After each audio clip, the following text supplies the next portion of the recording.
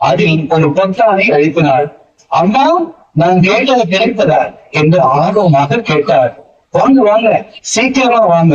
அவள் கைபேசியை அணைத்து மேசை மேல் வைத்தாள். மட்டு மட்டு, நான் கேட்டது கிடைத்து விட்டது, கேட்டது கிடைத்து விட்டது, அம்மா வாங்கியாச்சு என்று கைகளை நீட்ட மோட்டு எம்பி குதித்து அவள் கைகளுக்குள் அமர்ந்து கொண்டது. இருவர் முகங்களிலும் அப்படி ஒரு மகிழ்ச்சி. கலை செல்வி அம்மாவிடம் வாங்கி வரும்படி சொன்னது என்ன?